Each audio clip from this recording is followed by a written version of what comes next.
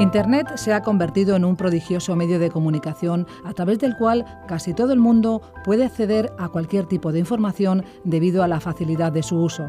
Sin embargo, existe un gran desconocimiento sobre la enorme responsabilidad que tienen los usuarios de este nuevo medio.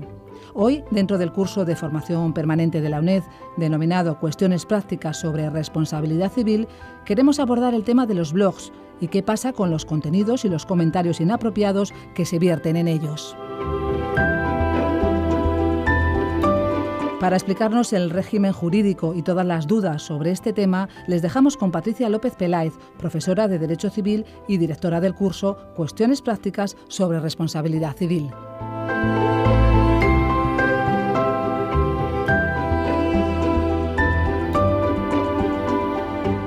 Hola, buenos días a todos. Esta mañana nos vamos a encargar, dentro del marco general de este curso, de un tema muy específico y muy novedoso, que es el de la responsabilidad por comentarios introducidos en un blog.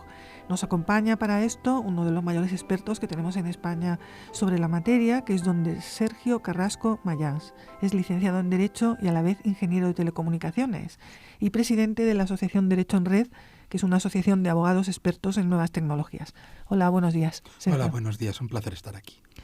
Y nos acompaña también doña Verónica del Carpio, que es profesora asociada en la universidad, en nuestro departamento del Derecho Civil y abogada ejerciente. Hola, buenos días. Buenos días. Sergio, por favor, ¿qué se entiende desde un punto de vista coloquial y desde un punto de vista jurídico por blog? Bueno, los blogs son una evolución de lo que eran las anteriores páginas web. Hay blogs de múltiples contenidos, pueden ser tanto de contenido en tipo texto, artículos, relatos y demás, como imágenes. Y si hay algo con lo que pueden destacar y que precisamente es importante para esta materia, es la posibilidad de abrir el blog a comentarios de terceros, incluso sin necesidad de registrar. Es decir, que por una parte se facilitan contenidos por parte del titular del blog y por otra parte terceros pueden introducir ahí comentarios. Exactamente. Estos comentarios se pueden moderar previamente o no, pero la parte importante es esa, que provienen de terceras personas, en muchos casos anónimas. Y eso puede generar responsabilidad. Efectivamente, sobre todo dependiendo del tipo de contenido, pues puede crear un marco muy apropiado para generar contenidos peligrosos, pues sea tema de injurias, sea tema de calumnias, etcétera. Vamos a hablar entonces de la responsabilidad del titular del blog por unos comentarios de contenido, lo dejamos en inapropiado, vertidos en ese blog en los comentarios. ¿Cuál es el régimen jurídico, en primer lugar? Bueno, el régimen jurídico que tenemos ahora mismo proviene de una directiva europea, la Directiva de Comercio Electrónico, y que viene propiciado por la búsqueda de favorecer la inversión y el desarrollo de nuevos servicios. Cuando se redactó era un momento en el cual se veían grandes posibilidades, pero al mismo tiempo grandes riesgos. ¿Por qué? Porque si se permite el que terceros participen, lo que se le llamó la denominada Web 2.0, podía haber esas situaciones de riesgo.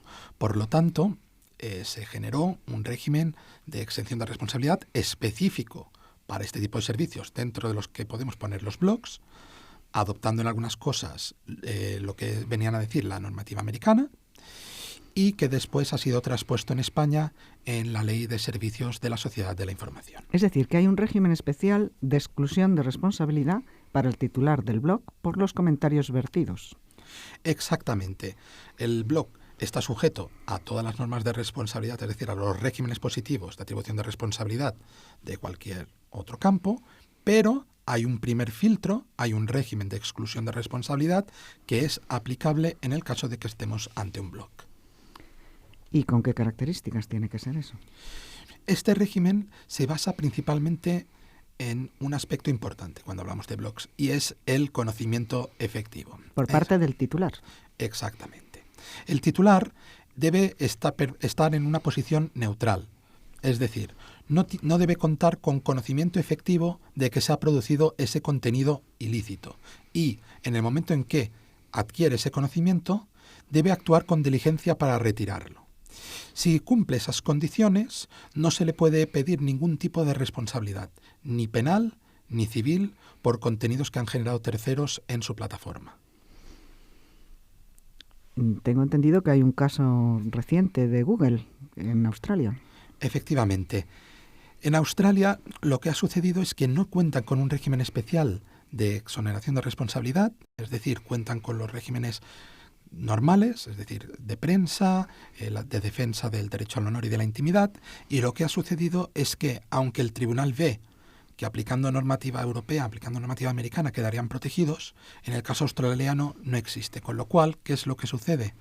Se equipara la situación de Google a la de un editor, con lo cual, incluso por las sugerencias de los resultados, que en realidad no los deciden ellos, sino que se basan en el algoritmo sobre las búsquedas que hacen terceros, sus usuarios, pues se les responsabiliza por esas sugerencias, por los enlaces que salen desde el buscador hacia las páginas web y demás. Y de hecho, actualmente el Parlamento ya ha iniciado una propuesta para establecer también en su marco un régimen especial. ¿Qué sistemas hay de exención? Porque tengo entendido que hay distintos planteamientos, el europeo y el americano. Efectivamente, en Europa se ha optado por un régimen de exención de responsabilidad horizontal. ¿Y eso qué significa? Eso lo que quiere decir es que si se cumplen las condiciones, se queda exonerado de cualquier tipo de responsabilidad. Me da igual cuál es la causa, me da igual cuál es el tipo de contenido ilícito, simplemente debe faltar conocimiento efectivo. Sin perjuicio de la responsabilidad de quien haya vertido esos comentarios. Efectivamente, solo protege a quien es el titular del servicio. ¿De acuerdo? Y estamos hablando entonces de la exención de responsabilidad del titular del blog con el sistema, uno de los dos posibles sistemas. ¿Qué sucede con el otro?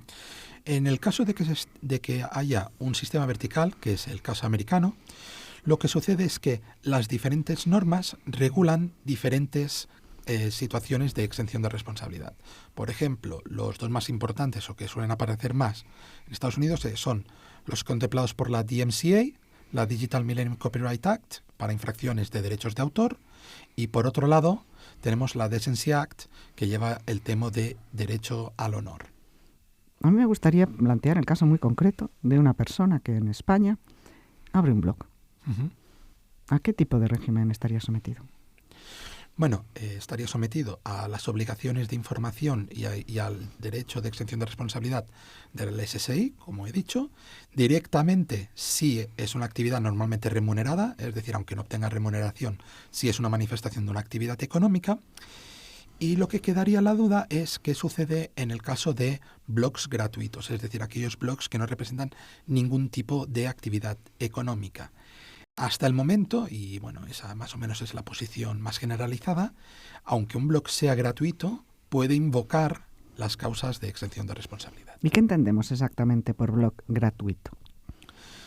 Un blog gratuito no me refiero únicamente a aquel que no cobra para acceder, sino aquel en el cual no hay una manifestación de actividad económica. Es decir, no es un blog de un despacho, no es un blog de un profesional en el que utiliza contenidos para atraer a clientes, sino que se limita más al ámbito estrictamente personal. Es decir, vamos a poner un ejemplo. Un abogado abre un blog para divulgar su propia actividad profesional, tendría un régimen. Abre un blog para hablar de literatura, tendría otro régimen. Efectivamente. Las obligaciones además serían muchísimo más amplias en el caso de su blog profesional, sobre todo en cuanto a obligaciones de información incluidas. Me gustaría que me dijeras exactamente cuáles serían esas obligaciones. Efectivamente. Las obligaciones, las principales, ¿cuáles son? Facilitar toda la información sobre el titular del blog. Es decir, que esté identificado quién es el blog. Efectivamente. ¿De quién es? Es decir, quizá con datos de localización. Sí, tiene que estar un nombre, una dirección. Si requiere un título el ejercicio de su profesión, tiene que estar el título. Si es una entidad jurídica, tendrán que aparecer todos los datos de inscripción en los registros que correspondan. Todo lo necesario para que cualquier persona que acceda pueda conocer la titularidad y cómo ponerse en contacto con el propietario ante cualquier incidencia. Un correo electrónico, por ejemplo. Sí, se admite un correo electrónico como otro método, pero recordemos que la dirección también aparece como uno de los datos obligatorios, al menos en cuanto a los blogs que quedan sujetos totalmente. De dirección hablamos de dirección física. Dirección física. Dirección postal. Postal. Exacto. Es decir, que una persona que abre un blog, si lo hace en el ámbito de su profesión, tendría que dar todos los datos de identificación. Y si no lo hace en el ámbito de su profesión, volvamos al ejemplo del abogado que abre un blog para hablar de fotografía, de literatura o para contar sus recuerdos de infancia? Bueno, en ese caso no quedaría sujeto a la Ley de Servicios de Sociedad de la Información y por lo tanto ese artículo, que es el que establece todo lo que tienes que decir, no le sería aplicable y no le resultaría necesario. ¿Cuál es el problema en la práctica? En la práctica puede suceder que no se dé ningún dato, ¿vale? Es un blog privado mío, no tengo por qué dar ningún dato, pero se genera algún contenido ilícito en él. Pues entonces estoy evitando dar una vía para que la persona que se sienta, digamos, afectada pueda ponerse en contacto conmigo. Estamos hablando de comentarios públicos, porque puede darse la circunstancia de que sean comentarios de difusión interna. Si hablamos de comentarios accesibles a cualquiera, en este caso tenemos un especial régimen de protección. Exacto. A ver, esto es aplicable respecto a cualquier tipo de contenido al que pueda tener acceso una persona, ¿de acuerdo? Este régimen de exención, además, va íntimamente relacionado con una prohibición que viene ya de la normativa europea, que es la prohibición de imponer una obligación de supervisión activa. Es decir, yo no tengo por qué estar supervisando mis contenidos. ¿Por qué? Porque a veces hablamos de blogs pequeños, blogs personales, etcétera. Pero pensemos también el caso de los blogs grandes, de los servicios grandes, con miles de comentarios, etcétera. Si yo fallo en esta moderación, ¿podría ser declarado yo responsable? No. Por lo tanto, van, ya digo, íntimamente relacionadas una con la otra. Es decir, que si hablamos de un blog de gran tamaño, no habría responsabilidad para el titular del blog. Efectivamente, no habría responsabilidad, ya digo, siempre y cuando no contara con conocimiento efectivo y actuara con las diligencias debidas. ¿Y cuáles son esas diligencias debidas? Bueno, la principal diligencia debida es que tan pronto como se tenga conocimiento de la infracción... ¿Y cómo se tiene conocimiento de la infracción? Porque no tiene obligación de supervisar los contenidos. Será si alguien le avisa. Efectivamente, esa es la parte más importante. Yo no tengo por qué estar revisando lo que dice la gente en mi blog. Yo lo que tengo que estar es, ojo a visor, por digamos de alguna manera, atento a los contenidos que me llegan, bien sea a través de cualquiera de las vías que yo ponga en contacto, correo electrónico, dirección postal, etcétera. ¿Un burofax? Un burofax efectivamente sería válido. De hecho, en varios casos es la vía que más se ha aplicado. Vamos a hablar de jurisprudencia, porque esto estamos hablando de un tema, bueno, todos los días se generan cientos de miles de comentarios, quizá. Sí, y millones. Y millones incluso de comentarios. A veces todos hemos visto que son de tono subido. Contra personas, contra instituciones. Esto ha llegado a los tribunales. Sí, ha llegado y cada vez llega más, efectivamente. Incluso dependiendo del momento, está claro que cuando se acercan, por ejemplo, elecciones, los comentarios sobre algunos cargos políticos pues se refuerzan muchísimo más. Es una forma de decirlo muy educadamente. Sí, es decir, que el tono sube hasta la injuria. ¿Y qué sucede en estos casos? O bueno, vamos a mencionar mejor jurisprudencia, porque me dices que esto ha llegado a los tribunales. Sí, ha llegado además varias veces a los tribunales. Precisamente el ámbito en el que yo te estoy mencionando, comentarios políticos, fue uno de los primeros casos que llegaron sobre temas de responsabilidad y era el relativo a una web de noticias gallega que se llamaba Mindoniense, que abrió un foro público en el cual dentro de los campos, dentro de las categorías, había uno dedicado a política. ¿Qué sucedió? Cuando se acercaron las elecciones, pues los comentarios efectivamente fueron subiendo de tono. Y al final, la gente que se sintió injuriada acudió, no contra las personas de los comentarios, porque eran anónimas, por decirlo de alguna manera, sino que acudieron contra el titular del foro. Además, esta página sufrió otra cosa, que es que fue uno de los primeros casos en España, con lo cual en primera instancia se la condenó. Luego vino la Audiencia Provincial de Madrid, que rectificó. En este caso, la página actuó correctamente porque tan pronto como se le notificaron los contenidos concretos que eran infractores, actuó y los eliminó. Y por lo tanto, el tribunal dijo que actuó correctamente. Es decir, que la obligación del titular del blog no es la supervisión, pero sí retirar los contenidos injuriosos tan pronto un afectado le comunique que esos contenidos injuriosos existen. Efectivamente. Pero no tendrá que quitarlos siempre, porque puede ser que alguien se queje por quejarse. Bueno, ese está claro que va a ser en la práctica uno de los problemas más graves. Es decir, lo que me encuentro yo particularmente muchas veces son denuncias de contenidos cuya licitud, digamos, no resulta manifiesta. Sobre todo pensemos que hay un derecho importante ahí, el derecho a la libertad de expresión, y con un alcance muy amplio, con lo cual se te está pidiendo que retires un contenido.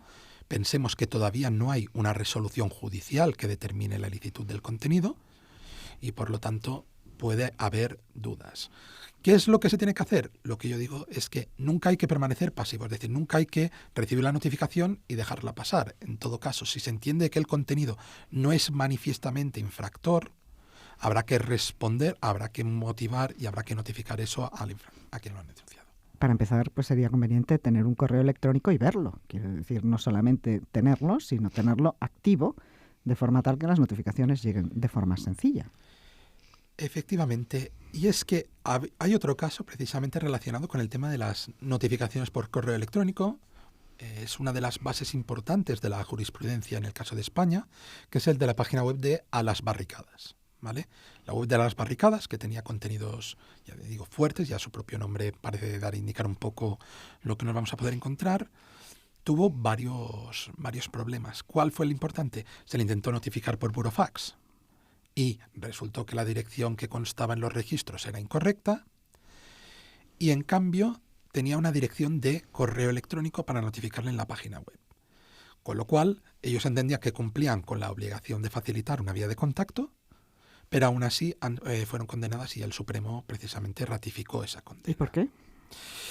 Más que nada por un pequeño error. Yo creo que fue un error en el sentido de que no quedó acreditado que la vía del correo electrónico fuera una forma efectiva de contacto. No se probó nada, sencillamente se mencionó. Y claro, dado que la carga de la prueba correspondía en este caso al titular de la página web y optó por no digamos, probar en más profundidad este hecho, el Supremo pues lo pasó un poco por encima. ¿Nos puedes contar otros casos? Sí, hay multitud de casos. Hay un caso también importante, que es el caso de Julio Alonso, que tenía una página web bastante importante y en la cual se hablaba pues de la SGAE, la Sociedad General de Autores Españoles.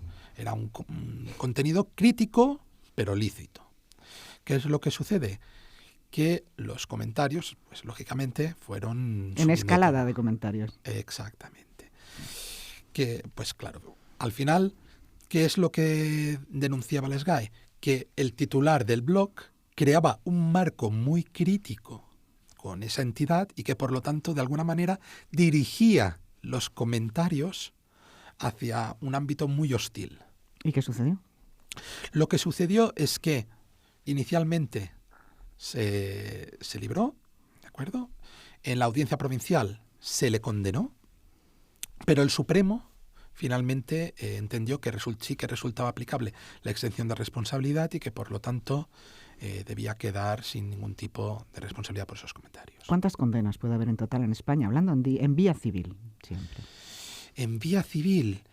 Aproximadamente. ¿De cuántos casos estamos hablando? Que hayan, a ver, es complicado saberlo porque en realidad al Supremo no han llegado tantos casos. Si hablamos de condenas, realmente condenas al titular del blog, deben ser pocas. Deben ser pocas, sobre todo desde el momento en el cual ya ha habido una jurisprudencia clara del Supremo. Pero sí que yo que haya analizado en profundidad, como mínimo estará en torno a unos 20 casos de condena, siendo en realidad aplicable el régimen de exención de responsabilidad. Es un porcentaje muy pequeño porque hablamos de cientos de miles de comentarios diarios, quién sabe si más, y muchos de tono subido. Es decir, que esto realmente no es tan litigioso. Bueno, también tenemos que pensar que muchos casos de este tipo se acaban solucionando por vía extrajudicial. Es decir, el titular del blog a veces abona una cantidad, retira los comentarios que correspondan y la entidad se da por satisfecha, con lo cual ya no continúa el proceso. ¿Y qué es más recomendable? ¿Tener un sistema de moderación individual de comentarios, por ejemplo, en blogs pequeños, de moderación individual de comentarios o de que cada cual cuelgue lo que quiera? El sistema de moderación tiene un pequeño problema. ¿Cuál es? Que si se aplica la moderación, la tenemos que llevar hasta el final. Por lo tanto, hay gente que instala estos sistemas de moderación, pero Después simplemente entra y le da a aceptar 200 comentarios y le acepta los 200 sin leerlos. ¿Por qué digo esto? Estoy diciendo que la barrera para la exonerar de responsabilidad es el conocimiento efectivo. Claro, si hay una barrera de moderación, yo entro y acepto que ese contenido aparezca ahora en el blog, lo que yo no puedo decir después es que yo no he tenido control y que yo no he tenido conocimiento de que ese contenido realmente existía. Y otro sistema como de filtros por palabras. Los filtros por palabras suelen ser bastante útiles. Por ejemplo, decir palabras objetivamente injuriosas, no voy a decir ninguna, pero se nos pueden ocurrir unas cuantas, que directamente no entren. El mensaje que contenga la palabra tal que no entre. Sí, de hecho, las mayores plataformas de blogs ahora instalan este tipo de filtros, sea WordPress, sea Google, etcétera, te permiten poner una serie de palabras que automáticamente suponen la moderación del comentario. Una duda que me surge de todo esto es, ¿esto es así para cualquier blog al que se tenga acceso desde España? Porque, quiero decir, ¿cuál es el vínculo? ¿La nacionalidad española, la residencia aquí? WordPress o Tumblr, los sitios clásicos de Word, no están situados físicamente en España. ¿Cuál es la normativa aplicable entonces? Es decir, ¿para los blogs de qué tipo estamos hablando? ¿Para todos, quizá? Bueno, si el blog lo abre una empresa española o un sujeto que está en España, queda automáticamente vinculado. Si la empresa ofrece servicios específicamente al territorio español, también queda totalmente vinculada a nuestra ley de servicios de la sociedad de la información. Por lo tanto, en realidad deberían cumplir con estas obligaciones muchísimos servicios. Y supongamos un blog anónimo que no indica dónde está situado, ni se puede saber de quién es, y donde se cuelgan todo tipo de comentarios injuriosos. ¿Cómo se puede saber que está sometido a la normativa española y cómo se puede averiguar quién está detrás? Porque si se han vertido ahí comentarios injuriosos, aunque sea solo con responsabilidades desde el punto de vista civil, alguien tendrá que responder, bien el que ha vertido los comentarios, bien el titular del blog. Pero claro, no se sabe ni quién es el titular del blog, ni quién ha vertido el comentario porque es anónimo. Sí, de hecho eso sucede mucho. Está claro que si alguien lo que va a buscar es injuriar, no va a dar todos sus datos, nombre, dirección y DNI. Por lo tanto, muchos son totalmente anónimos, se hablan en plataformas anónimas, etcétera. La ventaja que nosotros podemos utilizar para encontrar dónde se encuentra este blog o de quién realmente provienen estos contenidos es a través bien o de la plataforma que le ofrece el hospedaje o de si utiliza algún tipo de publicidad dentro de la página. Respecto de la publicidad, muchas veces no se escoge, porque por poner el ejemplo de los blogs que son gratuitos, uno abre ahí y no sabe si le van a poner publicidad o no, porque es algo que es un derecho que se reserva el que proporciona ese servicio gratuito en función de que vaya a tener o no movimiento. Es decir, de principios no pone publicidad y después cuela la que quiera. Y después dice, y si usted no quiere tener publicidad, páguenos y quitaremos la publicidad. Efectivamente, hay casos en que la publicidad proviene de la propia plataforma. En ese caso, esa vía nos quedaría un poco cerrada. Pero sí que, por ejemplo, si es un prestador conocido, estoy diciendo, porque claro, hay países a los cuales no vas a conseguir nada, ni incluso por vía judicial tampoco, pero en algunos casos hay servidores que te permiten saber dónde está alojada una determinada página web. Es decir, te dirá, pues quien le presta el servicio para este blog está aquí, está en París. Es decir, que es posible localizar esa información. Es posible localizar la información. Puede ser más útil o menos útil dependiendo del caso. Entonces, en definitiva, será posible localizar el titular del blog de alguna forma. Él responderá de los comentarios en casos tasados y además habrá una responsabilidad del que haya emitido esos comentarios. ¿Existe una obligación por parte del titular del blog de identificar al comentarista? Él no tiene obligación de ir más allá de lo que va a poder, quiero decir. Posiblemente no va a poder identificar al usuario. Pero sí, por ejemplo, facilitar el correo electrónico, porque eso es una obligación que tiene, está incluido, no está previsto, no se sabe. Por ejemplo, alguien tiene que responder cuando se causa un daño. Puede ser que el titular del blog no responda, pero sí responderá el que ha emitido el comentario. ¿Existe una obligación del titular del blog de facilitar, por ejemplo, el correo electrónico por el que ha entrado el comentario, o no está previsto, o nada igual, o nadie lo ha pensado? Bueno, normalmente los jueces suelen pedir este tipo de datos, es decir, solicitan la dirección IP ¿vale? La dirección numérica que identifica al equipo a través del cual han realizado los comentarios, para buscar al usuario, dado que es mucho más útil que el correo. Y ya para terminar, vamos a extendernos un poquito, en unas recomendaciones a titulares de blogs. ¿Tú qué le recomendarías en 3 minutos?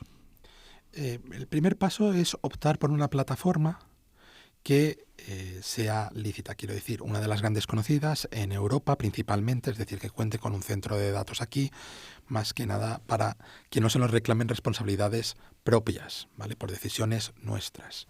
Respecto a la parte de los comentarios, que es la que, digamos, más nos importa, es muy importante facilitar, como he dicho, todos los datos de contacto posibles. De forma visible. Exactamente. Tiene que ser además accesible de forma directa y sencilla. Tiene que poderse encontrar por cualquier tipo de usuario de manera rápida. Formularios de contacto, correos electrónicos, direcciones, y siempre ir con cuidado de que todos los datos se encuentren totalmente actualizados. Ojo, no solo en la página, sino además si contamos con un dominio propio dentro de los registros que haya del propio dominio.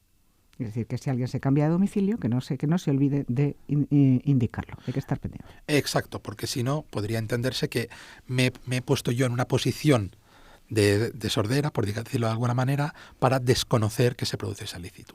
Y si llega la comunicación de alguien, analizarlo muy a fondo, retirar los contenidos inmediatamente si son objetivamente injuriosos y, la verdad, en caso de duda, quitarlos.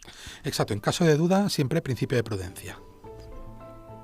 Muy bien, pues nos indican que se nos acaba el tiempo. Muchas gracias, Sergio, por ilustrarnos sobre esta materia que está tan de actualidad además hoy. Muchas gracias, Verónica, también por acompañarnos y espero que podamos insistir en algún otro momento y desarrollar más todas estas ideas en el futuro. Muy bien. Sergio Carrasco, Verónica del Carpio y Patricia López Peláez, expertos en Derecho Civil, han resuelto hoy algunas de las dudas que se plantean los usuarios de Internet sobre la responsabilidad civil que puede acarrear los comentarios inapropiados que a veces se vierten en los blogs. Como vemos, han quedado muchas cuestiones en el tintero sobre nuevas tecnologías y responsabilidad civil, por lo que les invitamos a los tres a acompañarnos de nuevo para hablar del derecho al olvido en Internet y la protección de la privacidad para el ciudadano del siglo XXI. Si están interesados, les invitamos a acompañarnos de nuevo.